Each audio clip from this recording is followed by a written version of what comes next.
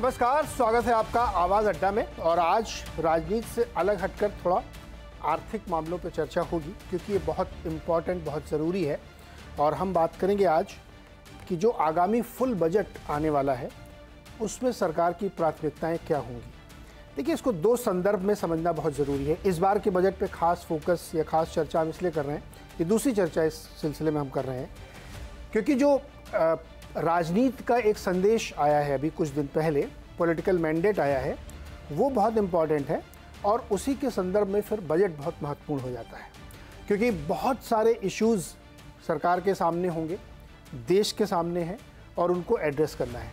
और जब भी कोई नई सरकार चुन के आती है और वो अपना पहला बजट पेश करती है, तो उसमें एक कम से कम 5-10 साल का विज़न देखने को मिलता है। और ये सरकार तो लगातार 2047 तक की बात कर रही है, जब उसको डेवलप्ड कंट्री बन जाना है। तो बहुत कुछ नई सरकार के पहले बजट में संकेत मिलते हैं, लेकिन उस संकेत के साथ जो समस्याएं हैं, जो चैलेंजेस हैं, जो प्रायोरिटीज़ हैं, उनका मैरी होना बहुत ज़रूरी है कि इस वक्त क्या सबसे ज़रूरी है करना, पॉलिटिकल मैंडेट के संदर्भ में भी और अदरवाइज में भी। तो सरकार क्या करेगी इस बजट में और क्या कर सकती है, इन दोनों पे चर्चा होगी। हम अपने मेहमानों से ये समझने की कोशिश करेंगे। एक तो ये है कि सरकार क्या कर सकती है, ये गैस होगा कि ऐसा कर सकती है, वैसा कर सकती है। एक है उसको क्या करना चाहिए। तो हमने एक जो विद्वानों का पैनल बनाया है, इसमें दोनों का ब्लेंड होगा। अगर किसी को इंसाइट है कि ये हो सकता है बजट में, ऐसा लगता है उनको ये सरकार कर सकती है, तो उस पर विस्तार से बातचीत होगी। और दूसरा, उनकी अपनी राय, उनके अपने सुझाव क्या है कि इस सरकार को इस बजट में ये करना चाहिए, ये ज़रूरत है वक्त की। इस पर हम बातचीत करेंगे। हमारे साथ जो पैनल है, जो मेहमान मैं आपको उनसे परिचय कराता हूँ, बेहद खास पैनल है। बोस्टन कंसल्टिंग ग्रुप के chairman Asia Pacific Janmejay Sinha ji हमारे साथ जुड़े हैं। सर, बहुत बहुत स्वागत है। बहुत दिन बाद हमारी आपकी चर्चा होगी। इसके साथ ही मेरे साथ हिरनदानी ग्रुप के एमडी निरंजन हिरनदानी जी, और जाने माने मार्केट एक्सपर्ट और हाल तक एक बहुत बड़ी एएमसी के MD and CEO Sunil Subramaniam sir हैं। सर, आपका भी बहुत बहुत स्वागत है। जन्मेजय सर, आपसे शुरुआत करते हो। जैसा मैंने कहा कि क्या बजट में हो सकता है, ये किसी का गेस हो सकता है या इंसाइट हो सकती है, लेकिन क्या होना चाहिए, ये तो कम से कम आपके पैराडाइम में है। तो आपके हिसाब से सरकार को इस बजट में क्या विज़न लेके चलना चाहिए? एक बिग पिक्चर आप खींच दीजिए, फिर हम लोग उसकी डिटेलिंग भी करेंगे। प्रायोरिटीज़ क्या होनी चाहिए? जी, तो पहले तो मैं ये कहना चाहता हूं कि जो सरकार अभी तक 4 साल करती आई है, वो करती रहे। तो जो हम लोग की, जैसे कि राजकोषीय घाटा है, उसको घटाते जाएं हम लोग, 4.8 4.7 की तरफ बढ़े। हम लोग का जो गवर्नमेंट डेट है टू जीडीपी, वो भी घटते जाएगा थोड़ा, क्योंकि हम लोग की क्रेडिट रेटिंग अभी भी काफी कमजोर है। दूसरी बात यह है कि जो जो चीज हम लोग इंफ्रास्ट्रक्चर पर कर रहे थे, वो करते रहना चाहिए। और इसके लिए कहीं हम लोग को कुछ पैसा रेज करना है, तो अभी मार्केट जिस स्थिति में है, हमको लगता है गवर्नमेंट का स्टेक जो पब्लिक सेक्टर बैंक्स में है, करीब 70% है। कहीं उन लोग 51 तक ले आए तो वही करीब 3 लाख करोड़ उनको दे देगी। तो that itself makes it easier. और वो कुछ चेंज नहीं है, खाली जो होल्डिंग लेवल है वो घटा दें। 80,000 पर सेंसेक्स है, ये तो माने रोज रोज नहीं होता है, तो इससे फायदा होगा। और एजुकेशन, हेल्थ, स्किलिंग पर फोकस हम लोग को जोर से देना चाहिए। और उनके बजट में तो ये नहीं होता है, मगर एक्सटर्नल टैरिफ्स जो है वो हम लोग को अभी ज्यादा बढ़ाना नहीं चाहिए। हम लोग को we should be a robust economy, और उसके लिए हम लोग को आगे बढ़ना चाहिए। तो थोड़ा जो नॉर्मली जो हम लोग करते आ रहे हैं, fiscal deficit, GDP to debt ratio, debt to GDP ratio, infrastructure spending, और उसमें जोड़ना है इंफ्रास्ट्रक्चर में क्या, एजुकेशन और हेल्थ। और एक चीज बहुत महत्वपूर्ण है जिसके लिए पैसा जरूर निकाल के रखना चाहिए, वो है पानी। हम लोग इंडिया की जो बिगेस्ट प्रॉब्लम होने वाला है इन द नेक्स्ट 5 ईयर्स, वो है पानी, वाटर। तो उसके लिए एक मिशन मोड में कुछ पैसा निकालना चाहिए। हिरनदानी सर, आपके हिसाब से आपका इंसाइट भी हो सकता है कि ऐसा हो सकता है बजट में, या ऐसा होना चाहिए, दोनों, क्या लगता है आपको? आज की तारीख में जो जीडीपी की ग्रोथ रही है उसको उत्साहित करने के लिए मेरे अंदाज से जितने भी पगले लेंगे वो कम होंगे, क्योंकि जो पर्कुलेट डाउनस्ट्रीम में करना है वो हमें आगे बहुत ही करना आवश्यकता है। तो जिस रफ्तार से हम जीडीपी ले रहे हैं उसकी पर्कुलेशन बेनिफिट्स आम आदमी को कैसे मिले उसके ऊपर ध्यान लेने की बहुत आवश्यकता है। तो ये कॉम्बिनेशन हमें करने की आवश्यकता है, जैसे अपने भाई साहब ने बताया। जी, लेकिन थोड़ा पॉपुलिस्ट जो तरीका हो सकता है इस सरकार के लिए, रोजगार की एक बड़ी चुनौती है, खेती किसानी की बहुत बड़ी चुनौती है। एक अभी जन्मेजय सर ने कहा पानी की, जो अभी बहुत कम लोग इसकी सीरियसनेस को समझ रहे हैं, लेकिन ये एक्चुअली बहुत बड़ी समस्या है। इवन मूडीज़ ने तो इशारों में कह भी दिया कि मैं सॉवरेन रेटिंग घटा सकता हूँ अगर पानी की प्रॉब्लम भारत में सही नहीं हुई तो। और मुंबई वाले तो बड़े परेशान है, 8% रिजर्वायर भरे हैं सिर्फ। तो ये भी एक अलग तरह का चैलेंज खड़ा हो रहा है। तो क्या आपको लगता है कि ये जो 2-3 फ्रंट है, यहाँ पे सरकार के ऊपर एक प्रेशर आ गया है कि अब इस क्षेत्र में कुछ करना पड़ेगा ज़्यादा बड़ा?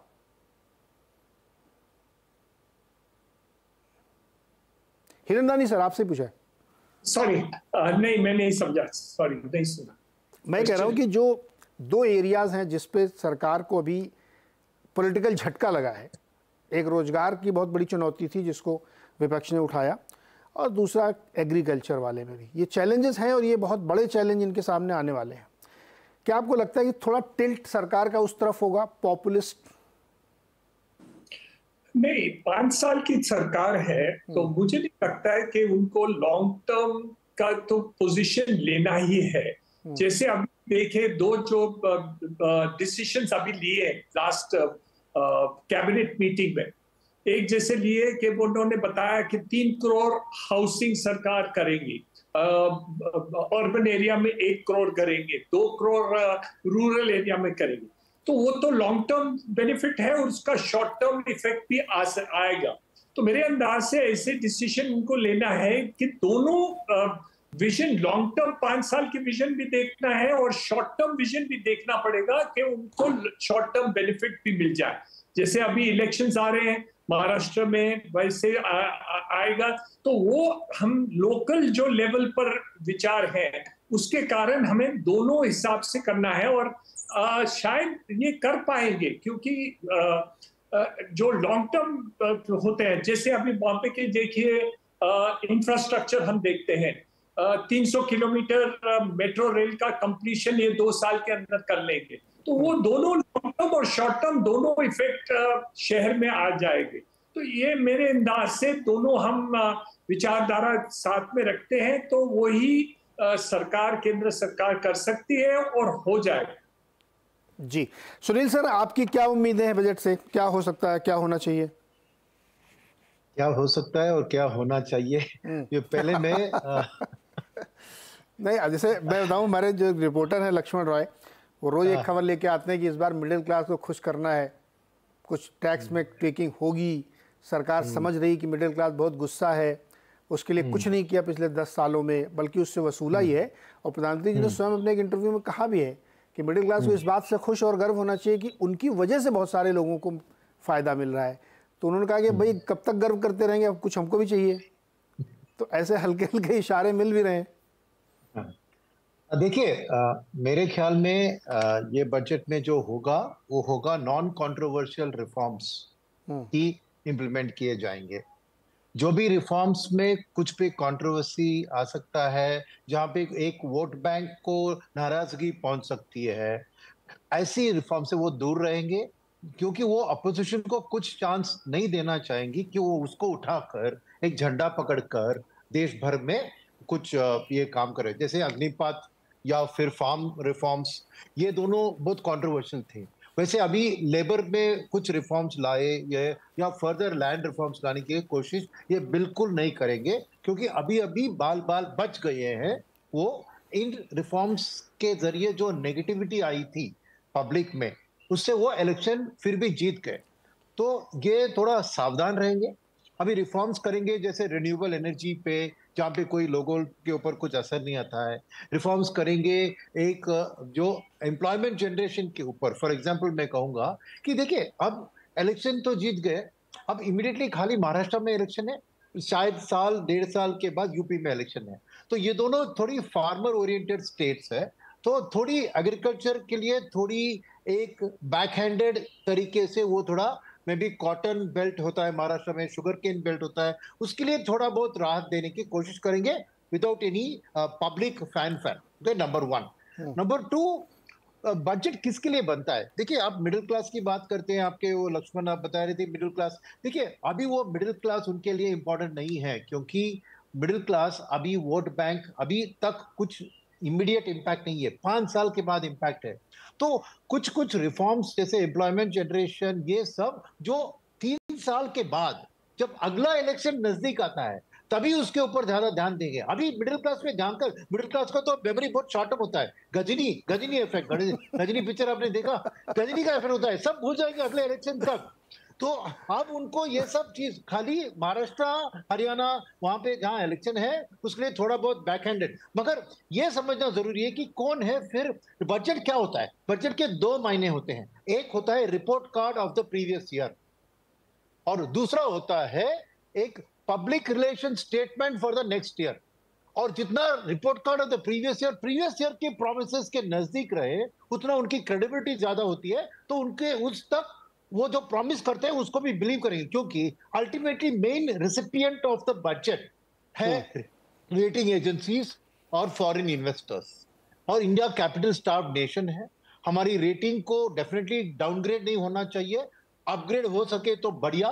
तो इसीलिए पूरी कोशिश बजट में होगी कैसे फॉरेनर, चाहे वो रेटिंग एजेंसी हो, एफडीआई पैसा देने वाले हो या एफआईआई पैसे देने वाले हो, उनको नाराज ना बनाए और खुश रख सके तो रख सके। तो ऐसी रिफॉर्म्स जो कि उनके मन में अच्छा लगता है। और डेफिनेटली फिस्कल डेफिसिट की डिक्लाइनिंग पाथ तो जारी रखना है। इस बार की रिपोर्ट कार्ड में कोई दिक्कत नहीं होगी, क्योंकि आरबीआई ने 2 लाख करोड़ का डिविडेंड दे दिया। तो जो प्रॉमिस किया था पिछले साल की इस बजट में मैं फिस्कल डेफिसिट इस तरीके से रखूंगा, उसमें कोई दिक्कत नहीं आएगी। अगले साल की प्रॉमिस पिछले साल ही किया था उन्होंने 4.5%, आप स्क्रीन पे दिखा रहे, उसको भी वो कायम रखेंगे। तो ये पब्लिक रिलेशन एक्सरसाइज है, उसको वो पक्का अच्छी तरह से मैनेज कर लेंगे। सेकेंड चीज है, जैसे मैंने कहा, नॉन कॉन्ट्रोवर्शियल रिफॉर्म्स जितना हो सके, जल के बारे में, इरिगेशन के बारे में, जो भी कोई झंडा नहीं उठा सकता है ना, टफ वाले रिफॉर्म्स नहीं करेंगे। यही मेरी थोड़ी सी दिक्कत है। क्या होना चाहिए कि टफ रिफॉर्म जो उन्होंने पिछले 10 साल से किया था उसको कंटिन्यू रखना चाहिए। मगर अफसोस की बात है कि इलेक्शन रिजल्ट के कारण ये पहले बजट में इतना बड़ा एक स्टेप लेने से थोड़े डर जाएंगे, थोड़ा सावधान रहेंगे धीरे धीरे। और at the same time Andhra और बिहार के लिए कुछ करना होगा, क्योंकि इनकी सपोर्ट को 5 साल के लिए जारी रखना होगा। तो डायरेक्टली ओपनली नहीं करेंगे, बट आप डिग डाउन करेंगे बजट के डॉक्यूमेंट में, आप देखेंगे कि थोड़ा डाइवर्शन ऑफ रिसोर्सेज, चाहे वो कैपेक्स के रिसोर्सेज हो या रेवेन्यू के रिसोर्सेज, थोड़ा आंध्र और बिहार की ओर डेफिनेटली वो डाइवर्ट करेंगे, क्योंकि अल्टीमेटली उनको वो सपोर्ट 5 साल के लिए जारी रखना है। तो ऐसे नहीं कि उनको इग्नोर कर सकते हैं। तो ये प्रैक्टिकल है, मैं समझता हूँ ये बहुत प्रैग्मेटिक रियलिस्टिक बजट होगी, जो कि फॉरेनर को भी खुश रखेगी, but at the same time कठिन रिफॉर्म्स को अवॉइड करते हुए एक लॉन्ग टर्म एम्प्लॉयमेंट जनरेशन जो 3-4 साल के बाद असर दिखे, उसके ऊपर ध्यान देंगे। 3 राज्यों में चुनाव है सर इस साल, झारखंड भी जोड़ लीजिए उसमें, झारखंड, हरियाणा और महाराष्ट्र, और उसके साथ 2 बिहार और आंध्रा को भी साधना है इनको। जन्मेजय सर, अब थोड़ा सा इसको और डीप पे चलते हैं। अभी तक जो बहुत बजट किए सरकार ने, बहुत ही ज़बरदस्त रोबस्ट है, उसको बाजार ने भी और इकॉनमी ने भी बहुत हाथों हाथ लिया कि आप इंफ्रास्ट्रक्चर में बहुत काम किया सरकार ने, बहुत पैसे खर्च किए हैं। पीएलआई जैसी स्कीम बहुत सक्सेसफुल हुई है, बहुत इंडस्ट्री ने फ़ायदा उठाया है। लेकिन अब ऐसा लग रहा है या ऐसी आशंका है मार्केट को, डरते भी लोग, कि क्या थोड़ा सा ग्रामीणोन्मुखी बजट होगा? जैसे एक रोजगार का मसला है। अब मेरे को यही समझ नहीं आता कि वाकई सिचुएशन क्या है, चूँकि कोई ऑथेंटिक ऑफिशियल डेटा ही नहीं हम लोगों के पास होता है कि कैसे पता लगे कि नौकरियां है कितनी है नहीं है, या क्वालिटी ऑफ जॉब क्या है। हो सकता है नौकरी हो भी, लेकिन क्वालिटी ऑफ जॉब बहुत ना हो। तो सरकार अपना एक जो बिग पिक्चर वाला ड्राइव है उसको थोड़ा टिल्ट करेगी क्या इस तरफ, एम्प्लॉयमेंट के लिए कुछ करे, ग्रामीण किसानों के लिए कुछ करे, और ज़्यादा मनरेगा में पैसा खर्च करे, सम्मान निधि 12,000 18,000 कर दे, इस टाइप के काम करते हुए ज़्यादा दिखेंगे क्या? देखिए, थोड़ा बहुत तो हर हर डेमोक्रेसी में थोड़ा बहुत ये सब करना ही होगा। थोड़ा सा रूरल डिस्ट्रेस है तो वहां पर थोड़ा पैसा देना होगा। ये सब में कोई खराबी नहीं है, जब तक कि हम लोग अपना फिस्कल डेफिसिट पाथ को रखें और उस पर आगे बढ़ते चले, और बेसिकली अभी जो रिफॉर्म्स है उसको वापस न जाने दें। जीएसटी पर आगे बढ़ते चले, आईबीसी वगैरह को थोड़ा सा करेक्ट करके टाइटन कर दे। देखिए, इकोनॉमी में बहुत ही जरूरी है कि उसके जो इफिशिएंसी, प्रोडक्टिविटी बढ़ाने के लिए जो कुछ कर सकते हैं करना चाहिए। देखिए, कोई भी सरकार 20 मिलियन जॉब हर साल नहीं क्रिएट कर सकती। इकोनॉमी क्रिएट करती है, वेल्थ क्रिएटर्स क्रिएट करते हैं, इंडस्ट्री क्रिएट करती है, सर्विसेज क्रिएट करती है। तो उसके लिए क्या क्या चाहिए, उस पे जो कुछ भी कर सकते करना चाहिए। एजुकेशन, स्किलिंग, R&D, ये सब को बढ़ावा देना चाहिए। जो पॉलिटिकली करना है करना चाहिए, क्या खराबी है उसमें? देखिए, सबसे भारी प्रॉब्लम पॉलिटिक्स में आजकल ये है हम लोग के लिए, वो है जल। क्योंकि हम लोग का जो फ्री वाटर जो एग्रीकल्चर के लिए है, ये वाटर टेबल पंजाब में चावल के साथ और महाराष्ट्र में शुगरकेन के साथ बहुत ही हानिकारक है। तो इसके लिए हम लोग को MSP पर सोचना पड़ेगा कि इंसेंटिव कैसे दें, हटाएं नहीं, मगर और क्रॉप्स को कैसे ज्यादा इंसेंटिव दें जो पानी कम खाते हैं।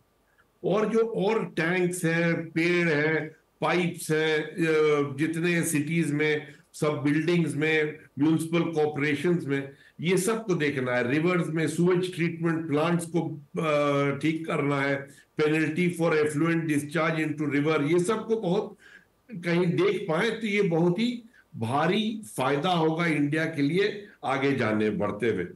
थोड़ा बहुत जो करना है कंस्टिट्यूएंसी के लिए, पॉलिटिकल लॉबीज के लिए, वो जरूर करना चाहिए। मैंने देखिए, एक यूरोपियन पॉलिटिशियन बोला था कि we know what to do but we know if we do what we have, I mean we know what to do but we don't know we will get re-elected if we do what we need to do. तो ये तो सब democracies में होता है, तो इसको सोच समझ के आगे बढ़ना हो। लेकिन सर, ये आप कह रहे हैं जो फ्री पावर और फ्री वाटर को थोड़ा सा टिल्ट करें और खुले शब्दों में कहें तो MSP ऐसे फसलों पर ज़्यादा इंसेंटिवाइज करें जहाँ पानी कम लगता है। लेकिन पंजाब वाले तो धरना देके बैठ जाएंगे, शाम को तो गेहूं चावल में ही चाहिए। नहीं, तो हम ये नहीं बोल रहे कि MSP आप हटाइए। हाँ, नहीं, गारंटी भी चाहिए सर उनको। मुद्दा तो गारंटी का है। नहीं, ठीक है, हम बोलेंगे कि कहीं आप ये फल करिए तो उसमें ज्यादा MSP मिलेगा। देखिए, हम लोग के जो अभी सब्सिडीज है वो रिजीम फर्टिलाइजर के यूजलेस है, MSP यूजलेस है, ये सब, मगर कोई सरकार नहीं बदल सकती है, and you can not blame them either. ये तो पुराने से सिलसिला चले आ रहा है, उसको हटाना कोई आसान बात नहीं है। मगर ये जो Bharat is 1/3 global average in water consumption, और वो और घटने वाला, और इस पर हम लोग का युद्ध होगा। पानी के लेकर हम लोग को युद्ध होगा, बिटवीन कर्नाटक और तमिलनाडु और जगह भी। और एग्रीकल्चर में नहीं बढ़ पाएगा जब तक कि इरिगेशन ठीक से हो पाए। तो ये पानी को तो आई थिंक एक नेशनल मिशन के साथ सॉल्व करना चाहिए, cross party lines, GST type council के थ्रू।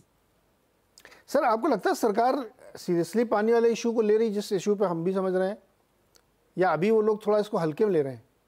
देखिए, इस पर जो कहते हैं ना कि जब तक कि एक हवा नहीं बनती है और अर्जेंसी और क्राइसिस नहीं आता है, डेमोक्रेसी में उतना जो है फोकस नहीं आता। तो हम लोग सब के ऊपर ये है कि वी मेक वाटर क्राइसिस, और वो है एक्चुअली क्राइसिस। जहां आप चले जाइए भारत में, वहां पर पानी के बहुत ही सीरियस प्रॉब्लम। तो इसको डील करना है। हम लोग का खाली नेट जीरो के बारे में बात करते हैं, पहले तो पानी सॉल्व करें ना। पोल्यूशन के बारे में बात होती है कितना, ग्लोबल वार्मिंग के बारे में कितनी बात होती है, मगर पानी के बारे में बात नहीं होती। नेट जीरो पे फोकस है, पानी पे कम। बहुत ये एक्चुअली बहुत फैशनेबल नहीं लगता है लोगों को बात करने, लेकिन ये बहुत सीरियस इशू है। आपने नीरज जी, आपने जो बोला बिल्कुल सही बात बोला, ये फैशनेबल ही नहीं है, यही प्रॉब्लम है। क्योंकि ये यूरोप में तो प्रॉब्लम नहीं है पानी का, यूएस में तो प्रॉब्लम नहीं है पानी का, ये तो पानी का प्रॉब्लम हम लोग के पास है। Yes. और डेंग जियाओपिंग ने चाइना में पानी का प्रॉब्लम 1980 में सॉल्व कर दिया, तो ये चाइना का भी प्रॉब्लम नहीं है, यही तो हम लोग के लिए भारी प्रॉब्लम है। यस, पानी बहुत बहुत बहुत बड़ा इशू पानी का। हिरनदानी जानते होंगे, आजकल मुंबई के लोग बहुत चिंतित है, पानी नहीं बरस रहा है। तो हिरनदानी सर, भारत और का बजट और इंडिया का बजट बनाने वाले हैं, तो आपका सेक्टर जो है, अब आप भी बहुत दिन से मांग कर रहे हैं कि हाउसिंग को थोड़ा और ज़्यादा पुश दे दिया जाए, तो बहुत सारी इंडस्ट्री चलने लगती है उसके साथ साथ, तो रोज़गार भी जनरेट होगा और बाकी इंडस्ट्री भी चलेंगी। कहा तो है उन्होंने कि बहुत सारे रूरल हाउसिंग बनेंगे, लेकिन अर्बन हाउसिंग पे कम फोकस है क्या? मेरे अंदाज से अर्बन हाउसिंग पर भी फोकस है, लेकिन उनका ध्यान ज्यादा अफोर्डेबल सेगमेंट जो ध्यान दे रहे हैं अपना इंटरेस्ट सबवेंशन करने में, तो उसमें हमने स्लम्स के ऊपर ज्यादा ध्यान नहीं दिया। तो मेरे दो अपेक्षाएं हैं कि इस साल वो कुछ जैसे प्रधानमंत्री आवास योजना में 3 करोड़ घर की जो ऐलान किया है, उसमें से 1 करोड़ घर जो अफोर्डेबल हाउसिंग में सेगमेंट में है, लेकिन वो मुंबई जैसे शहर में लागू नहीं होता, क्योंकि उनकी कट ऑफ पॉइंट है 45 लाख रुपए, और मुंबई की जो लैंड वैल्यूज इतने ज्यादा है कि वो अफोर्डेबल वैल्यूज बॉम्बे में लागू नहीं होते। लेकिन हमारे 50% लोग मुंबई शहर में, जो सबसे अमीर शहर है, 50% से ज्यादा लोग झोपड़पट्टी में रहते हैं। तो मेरे अंदाज से हमारी मांगे जो भी है हाउसिंग सेक्टर में, कि एक स्लम्स के ऊपर फिर एक ऐलान करने की आवश्यकता है कि उसको रीडेवलपमेंट करके करें। उसमें जो डेवलपमेंट होगी वहां सरकार को फायदा होगा। अल्टीमेटली रीडेवलपमेंट करके जो जमीन खाली बन जाएगी, उसमें जो हम सेल करके पैसे लेते हैं, over a period of 5-7 years फायदा ही होता है। तो जो भी हम करते हैं वो इन्वेस्टमेंट होता है। दूसरी बात रही है जो अब तक सरकार नहीं लिया है हाउसिंग सेक्टर में, वो है रेंटल हाउसिंग। ज्यादातर जोर दिया हुआ है कि affordable housing, housing for all, income tax rebate जो दिए वो है, लेकिन वो रेंटल हाउसिंग के ऊपर अब तक ध्यान नहीं दिया। लेकिन हम जैसे देखें अमेरिका जैसे देश में भी 50% लोग जन्म से मरण तक रेंटल हाउसिंग में रहते हैं। इसलिए हमें फिर भी जैसे इन्वेस्टमेंट का कैसे हम इस क्षेत्र में अट्रैक्ट कर दें, सर्विस हाउसिंग करें, एल्डरली हाउसिंग करें, और किस्म के हाउसिंग कर सकते हैं, तो उसके ऊपर रेंटल हाउसिंग के ऊपर शायद इस सरकार इसमें ध्यान दे सकते हैं और है। और तीसरी बात है इंफ्रास्ट्रक्चर। इंफ्रास्ट्रक्चर ऊपर काफी गौर किया है, लेकिन मुझे लगता है कि उनको मेंटेन करने के लिए जीडीपी ग्रोथ सिर्फ मैन्युफैक्चरिंग में ध्यान देके नहीं चलेगा। कितना भी आप करें, मैन्युफैक्चरिंग में एम्प्लॉयमेंट इतना नहीं हो रहा है, लेकिन हाउसिंग में और इंफ्रास्ट्रक्चर में एम्प्लॉयमेंट का बहुत ही भारी रहता है। इसलिए इस क्षेत्र में जितना भी ध्यान देगा, तो जो प्रॉब्लम अनएम्प्लॉयमेंट का है उसके ऊपर शायद वो जोर दे सके। नंदानी सर, जो आपने सेकंड पॉइंट बोला ना रेंटल हाउसिंग वाला, इसमें सरकार का क्या रोल आप देखते हैं? देखिए, आप सपोज हम हाउसिंग करते हैं तो उस पर काफी हम बेनिफिट देते हैं। जो घर खरीदते हैं उनको इनकम टैक्स रिलीफ देते हैं, बैंकों से पैसे लेते हैं या हाउसिंग फाइनेंस करते हैं तो उनको कम से कम ब्याज में हाउसिंग मिलते हैं। रिजर्व बैंक का सपोर्ट रहता है, फाइनेंस मिनिस्ट्री की सपोर्ट रहती है।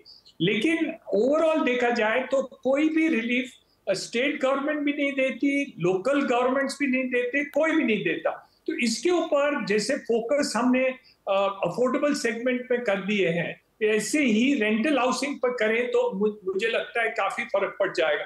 क्योंकि हम एक्सपेक्ट नहीं कर सकते कि हर एक देशवासी को घर खरीदना चाहिए। हमें ये भी देखना चाहिए कि हम rental housing, affordable rental housing हम कैसे करें, और वो हो सकता है, उसके ऊपर भी हम गौर दें, कुछ रिलीफ दें, कुछ 5 साल तक इतने साइज के घर मकान बनाएं तो हम उसको राहत दे सकते हैं, कम टैक्स दे सकते हैं, इनकरेज कर सकते हैं, और बैंकों को भी रिलीफ दे सकते हैं। जैसे हम इंटरेस्ट सबवेंशन देते हैं फॉर परचेज अ हाउस, वैसे ही हम interest subvention for ownership housing, जैसे कंपनीज है, रिलायंस हो, बैंक हो, हमारी कंपनी हो, हम सर्विस टेनेंसी दें, लोगों को घर दें for the purposes of services, उनको रेंटल हाउसिंग पर दें, तो उसके ऊपर कुछ रिलीफ दे सकते हैं। तो मेरे अंदाज से इस क्षेत्र में देने से और भी हो सकता है, हमारा जीडीपी जो ग्रोथ 7-8% है वो 9-10% तक चल जाएगा। ये दो क्षेत्र के ऊपर ज्यादा ध्यान देंगे, इंफ्रास्ट्रक्चर और हाउसिंग पे। सर, आपने तो बात की होगी सरकार से कई फोरम के जरिए, क्या उन लोगों का व्यू है इस पे? कन्विंस नहीं है क्या? नहीं, इसके अभी तक क्या है कि ज्यादातर जो सरकार ने 5 साल में पीएमएवाई स्कीम किया है, वो इंटरेस्ट सबवेंशन को लेके ज्यादा ध्यान दिए।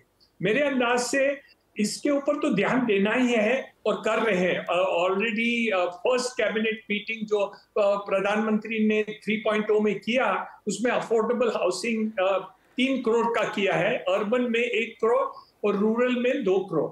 लेकिन ये जो बाकी है स्लम्स और रेंटल हाउसिंग के ऊपर फिर जोर देने की आवश्यकता है। ओके सुनील सर, इंफ्रास्ट्रक्चर की हम लोग बात करें और इस सरकार ने काफ़ी फोकस किया, इसमें कोई शक नहीं। खासतौर पे रोड इंफ्रास्ट्रक्चर बहुत अच्छा बनाया, पोर्ट में, एयरपोर्ट में, सब में बनाया। लेकिन अगेन मैं वही बात कहूँगा कि आम आदमी के लिए ये रोड इंफ्रास्ट्रक्चर बहुत कॉस्टली है सर। मेरा अपना पर्सनल एक्सपीरियंस है कि अगर आप लखनऊ से बनारस जाएं, इतना टोल आपसे ले लेंगे कि आपको फिर गुस्सा आने लगेगा कि यार सड़क बनाई अच्छी बात है, बट बहुत ज़्यादा आप वसूली कर रहे हैं टोल के थ्रू। तो ये भी तो, यही तो बैलेंस करना है सरकार को, चुनाव की कीमत ये है। तो मैं ये जो आपने सवाल हीरानंदन जी से किया ना, उसके बारे में मेरा एक राय है, मेरी एक पर्सनल एक्सपीरियंस है। यूके में जो हुआ था, जो इंडिया में इम्प्लीमेंट हो सकता है, ये रेंटल हाउसिंग की उन्होंने बात जो की, वो कैसी चीज है। उधर यूके में मेरी डॉटर उधर पढ़ रही थी, तो पढ़ने के बाद उधर नौकरी उसको मिली, तो उन्होंने क्या किया, बहुत बढ़िया स्कीम है ये, क्या कि गवर्नमेंट एक रेंटल हाउसिंग, एक हाउसिंग प्रोजेक्ट को फ्लोट करती है प्राइवेट सेक्टर के साथ, और किसी भी व्यक्ति 25% उसका वैल्यू ही उसको देना पड़ता है, और उसको पार्शियल ओनरशिप दे देते हैं। 25% विद द पर्सन, 75% गवर्नमेंट के पास, और आप उसमें रह सकते हैं। अब सब प्रॉपर्टी राइट सब आपके पास है, but you are buying a house for only 25%। बाकी 75% गवर्नमेंट बहुत सस्ते इंटरेस्ट रेट उसको चार्ज करती है, और आप जिंदगी भर एंड डेथ तक भी आप खाली 25% को रख के रह सकते हैं, या कभी भी आप चाहिए तो आप उस 25% को 35, 45, 55, 100% तक आप गवर्नमेंट से खरीद सकते हैं at the prevailing market value, अगर आपकी इच्छा हो तो। अभी वो एक्सट्रीमली लंदन में बहुत बड़ा इसका इम्पैक्ट रहा। मेरी डॉटर भी उसका फायदा उठाई है, उसने 25% में खरीदा, अभी तक खाली 40% उसने दिया है, बाकी उसने वैसे ही छोड़ा है। मगर कोई और नहीं आ सकता उधर, you can rent it out to somebody you know, you can live in that house, और ऐसे चीज के कारण हाउसिंग में बहुत बड़ा बूम आ गया था। तो ये रेंटल हाउसिंग की जो बात हीरानंदन जी कर रहे थे, फॉरेन में ऐसे इंप्लीमेंट होता है कि आप रेंट दे रहे हो बट फिर भी ओनर हो। सेकेंड, आपने इंफ्रास्ट्रक्चर की बात की, उसमें एक दिक्कत आपने टोल वाली बताई, फिर दूसरी और भी ज्यादा एक दिक्कत है, क्या है पता है आपको? ये हाईवेज बनाने में आपको एग्रीकल्चर लैंड अक्वायर किया जाता है। अब वो एग्रीकल्चर लैंड ओनर को तो पैसा मार्केट रेट में मिल रहा है, मगर उसमें जो काम कर रहे हैं 50-100 लोग, उनकी नौकरी चली जाती है। तो इंफ्रास्ट्रक्चर का दूसरा नेगेटिव इफेक्ट है कि अगर आपने कोई भी एक यूटिलाइजेबल लैंड, अगर फैलो लैंड जिसका कोई और काम नहीं है, इस्तेमाल नहीं है, या फिर गवर्नमेंट की ओन प्रॉपर्टी को अक्वायर कर रहे, तो बात अलग है। मगर आप हाईवेज को बना रहे हैं तो कहीं ना कहीं वो एग्रीकल्चर के क्षेत्र में जाता है, तो उतना तक एग्रीकल्चर में आपको, और इसीलिए उन्होंने अयोध्या में इलेक्शन हारा था, क्योंकि अयोध्या की डेवलपमेंट के पीछे इतने लोगों को उन्होंने शिफ्ट किया आउटसाइड अयोध्या, 30-40 किलोमीटर दूर से वो आना पड़ रहा है, उनकी रोजगारी चली गई। तो इंफ्रास्ट्रक्चर को ये भी ध्यान रखना चाहिए कि क्या अल्टीमेट कॉमन मैन, और लास्ट ईयर अपने गवर्नमेंट ने नरेगा का खर्चा भी कम करा दिया, इन लोगों को नौकरी भी गई और नरेगा का पैसा भी नहीं मिला। तो इस बार मेरे ख्याल में उनको नरेगा का थोड़ा बढ़ाना चाहिए, और इंफ्रास्ट्रक्चर के जो खाली पॉजिटिव इफेक्ट नहीं है, जैसे आपने कहा टोल की बात थी, राइट, तो टोल के ऊपर शायद गवर्नमेंट का कुछ प्राइस कंट्रोल आना चाहिए ताकि आम जनता के ऊपर उसका इम्पैक्ट उतना ना हो। इसलिए मैंने कहा ना, बहुत कंट्रोवर्शियल रिफॉर्म नहीं करेंगे, वो थोड़ी धीरे धीरे से चलेंगे आगे। अब सेकेंड प्रॉब्लम जो उन्हें फिक्स करना पड़ेगा वो है skill level of Indian labour. अब प्रोडक्टिविटी ऑफ चाइना, अभी इंडिया का $1.6 पर आवर है मैन्युफैक्चरिंग लेबर कॉस्ट, चाइना का 4.2 है, यानी 2.5 गुना हमसे ज्यादा। मगर आप देखें तो पर कैपिटा इनकम चाइना का 6 गुना ज्यादा है, 2000-12,000।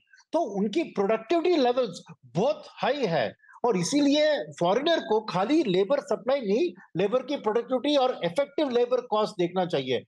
जन्मेजय सर, इसी को थोड़ा ब्रॉडन अप करके आप समझते हैं, क्योंकि आपका काम है लोगों को सलाह देना।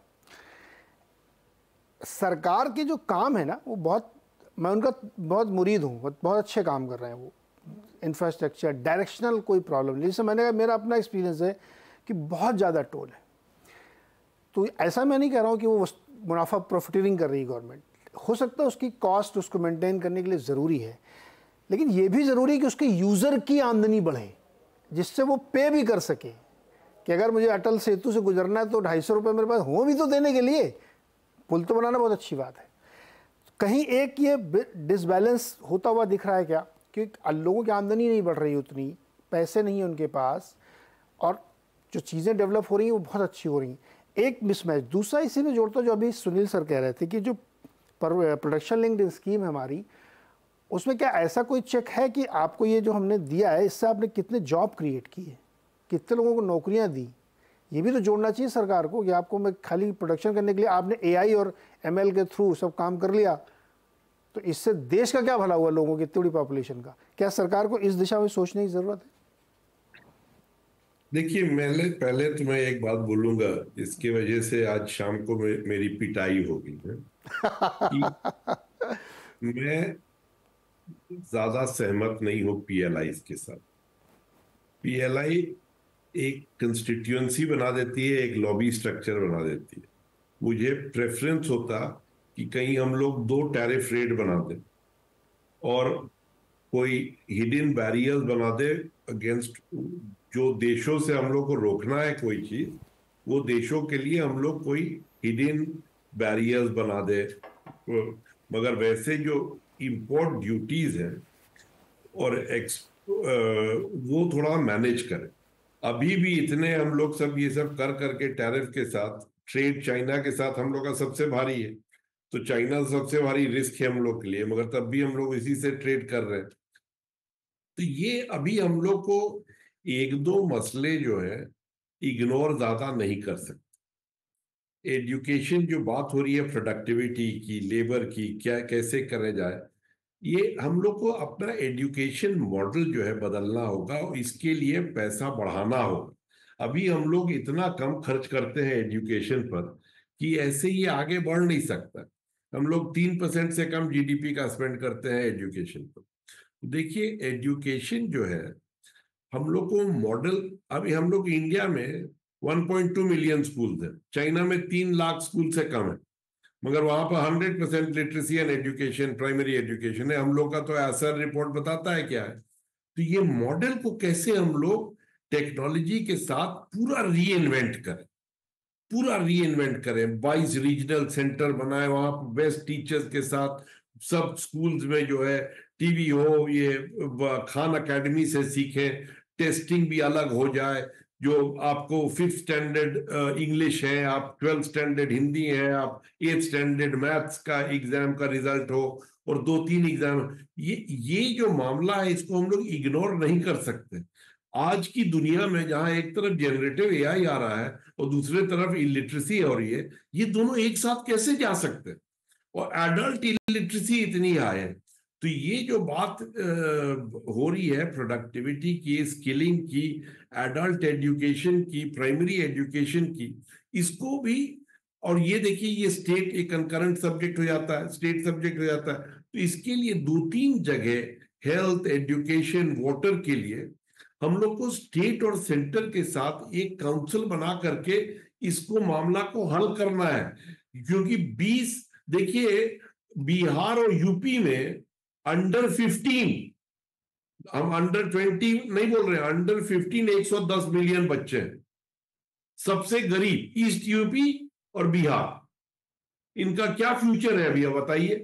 तो मैं सोच रहा हूं कि ये मामले सब जो है, इन पर अब इंफ्रास्ट्रक्चर टाइप ऑफ स्पेंडिंग करना है, मगर स्टेट और सेंटर के साथ तालमेल बढ़ा करके। तो इसके लिए क्या हम लोग बजट में कुछ दिशा देख सकते हैं कि चलिए एक स्टेट सेंटर काउंसिल बने ऑन एजुकेशन, एक स्टेट सेंटर काउंसिल बने ऑन वाटर, क्योंकि ये सब इश्यूज जो हैं, सब इशू, देखिए कोई सरकार सब कुछ को सॉल्व नहीं कर सकती, और हम लोग को ये देखना है कि कौन सबसे बड़ी कंस्ट्रेंट्स है इंडिया के लिए, और उनको कैसे हम लोग ओवर अ 5 ईयर पीरियड क्या आगे देख सकते हैं। विकसित भारत कहीं बनना है 25 साल में, तो उसके लिए बहुत ये बेसिक्स तो बढ़ाना पड़ेगा ना, एजुकेशन और हेल्थ और स्किलिंग, एडल्ट एजुकेशन। एजुकेशन में हम लोग खाली बच्चों का पढ़ाई बोलते हैं, अरे जो लोग बेचारे अब 35 साल के हैं, जिनके पास एजुकेशन नहीं है, उनके लिए भी तो कुछ करना होगा हम लोग को। और अब ये इतने टेक्नोलॉजी के एड्स आ गए हैं कि इनके साथ हम लोग को बढ़ावा देना चाहिए।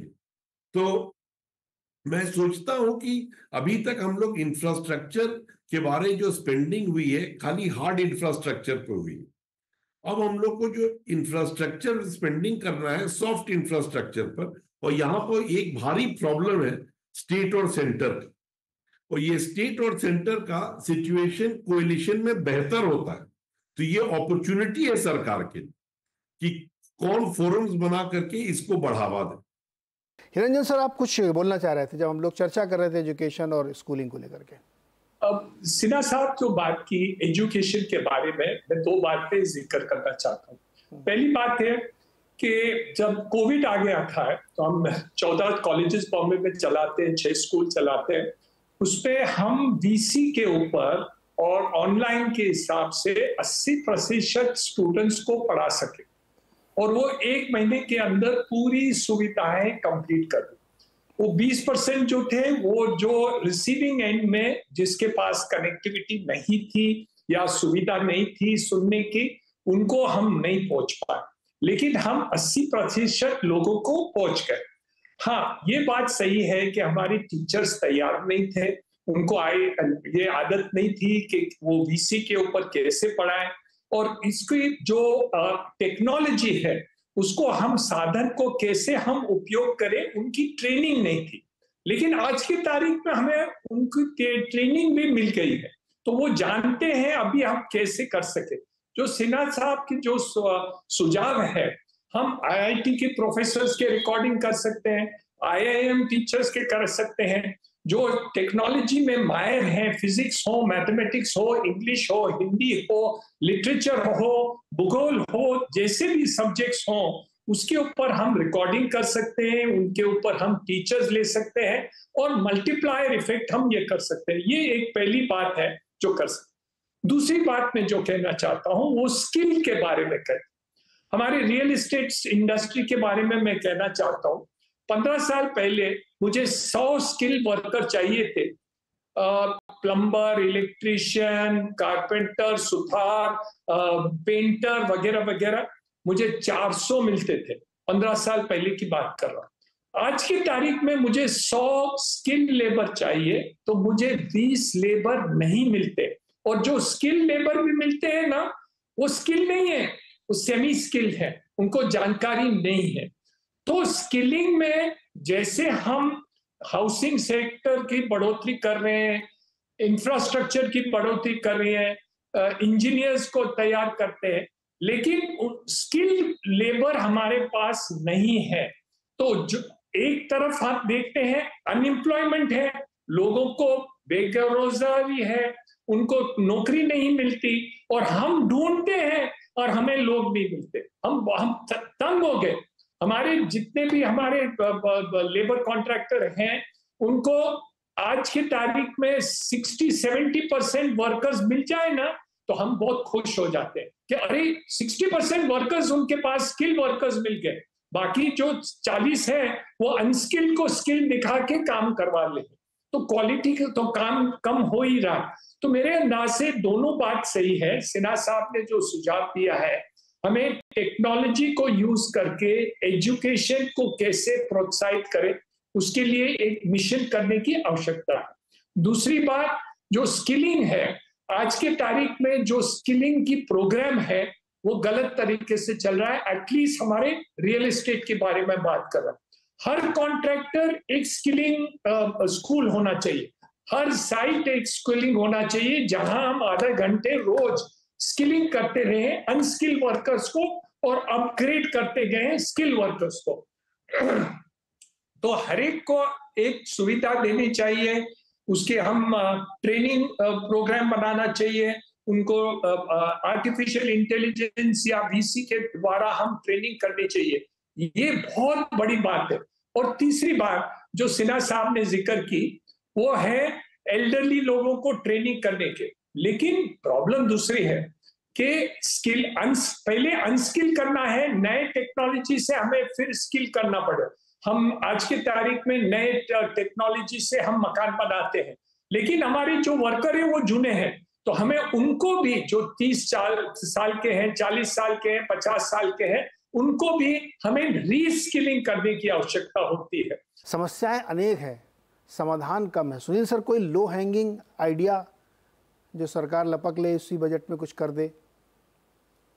देखिए, पब्लिक प्राइवेट पार्टनरशिप, क्योंकि प्राइवेट सेक्टर का हाथ जोड़ना बहुत जरूरी है। सब काम गवर्नमेंट अपने आप नहीं कर सकती है, फॉरेनर के ऊपर डिपेंड करके पैसे के लिए नहीं। इंडियन प्राइवेट सेक्टर के पास बहुत क्षमता है। आज क्या हो रहा है कि कुछ 3-4 बड़े कॉर्पोरेट हाउसेस ही देश में बहुत प्राइवेट सेक्टर का इंटीग्रेटेड अंदर आ रहे हैं। मैं नाम नहीं लेना चाहूंगा इंडिविजुअल्स के, मगर एक ब्रॉडर इंडिया का जो एंटरप्रेन्योरियल मैन्युफैक्चरिंग टैलेंट है, जो हमारे प्राइवेट सेक्टर में जो क्षमता है, उसको गवर्नमेंट को साथ में लेके जाना है। तो प्राइवेट सेक्टर को पीपीपी, पब्लिक प्राइवेट पार्टनरशिप का जिक्र 3-4 साल पहले बजट में किया था, मगर ग्राउंड लेवल पे ज्यादा कुछ एक्शन नहीं हुआ। तो मेरे ख्याल में पीएसयूज के पास बहुत लैंड के रिसोर्सेस पड़े हैं, क्योंकि जवाहरलाल नेहरू के टाइम से उन्होंने टेम्पल्स ऑफ इंडिया बताया था, तो ढेर सारा land, acres of land public sector company के पास है, रेलवेज के पास है। तो इसको मॉनिटाइज करने के लिए प्रोडक्टिव तरीके से, खाली डिसइन्वेस्टमेंट, डाइवेस्टमेंट की बात छोड़िए, आप पैसा वो गवर्नमेंट के कॉफर्स में जाएगा। मेरा क्या कहना है कि आप प्राइवेट सेक्टर को इस बजट के जरिए आप उनको एक राहत दें, चाहे लोअर टैक्स रेट्स, अगर पीपीपी में वो शामिल होते हैं, चाहे lower tax rates, tax holiday, जो भी पीएलआई में आप दे रहे हैं, ऐसे इंसेंटिव्स आप पब्लिक प्राइवेट पार्टनरशिप को देंगे। अगर प्राइवेट सेक्टर हाथ लगाएगा इसमें, राइट, और वहां पे आप ऐसे रूल्स डाल सकते हैं जैसे आपने जिक्र किया था कि लेबर क्रिएशन क्या है, income, employment elasticity of the project, जिस प्रोजेक्ट का एम्प्लॉयमेंट इलास्टिसिटी 1:2 से ज्यादा हो उसके लिए मैं दूंगा, राइट। जहां पे स्किलिंग के ऊपर, अगेन प्राइवेट सेक्टर, अभी स्किलिंग के ऊपर इतनी चर्चा हुई, तो क्यों ना प्राइवेट सेक्टर को स्किल्ड एजुकेशन के लेवल में एक ओपन, अभी क्या हो गया, अशोका यूनिवर्सिटी, जिंदल यूनिवर्सिटी, श्रेय यूनिवर्सिटी, ये सब बड़े बड़े फॉरेन प्रोफेसर्स को लाकर एक एलिटिस्ट कैंपस बन के क्वालिटी एजुकेशन दे रहे हैं। मगर क्या मास टेक्निकल एजुकेशन में आप प्राइवेट सेक्टर का हाथ नहीं ले सकते? खाली गवर्नमेंट ही खाली आंगनवाड़ी सिस्टम के जरिए ही आपको एजुकेशन को बढ़ाएगी, या प्राइवेट सेक्टर को भी एक नर्सरी लेवल से लेकर एक टेक्निकल एजुकेशन, जैसे हिरानंदी सर कह रहे थे ना, प्लम्बर्स, इलेक्ट्रिशियंस, वैसी जॉब्स में हमें लोगों को दिलचस्पी लाना है ना, अगर वो जाने के लिए, तो मेरे ख्याल में एक सिंगल इफेक्ट अगर प्राइवेट सेक्टर को उन्होंने जोड़ दिया साथ में, तो काम मल्टीप्लायर इफेक्ट हो सकता है। खाली गवर्नमेंट बर्डन उठाने की जरूरत नहीं होगी। मैं ये उम्मीद करता हूँ कि मेरे दर्शक इसको समझेंगे, सुनेंगे, और सरकार के लोग भी सुन लें अगर तो अच्छी बात है, कुछ चीज़ें तो इम्प्लीमेंट करें, क्योंकि लक्ष्य बहुत बड़ा है तो प्रयास भी उतने बड़े करने पड़ेंगे। बहुत बहुत शुक्रिया सर आप सब लोगों का हमारे साथ जुड़ने के लिए।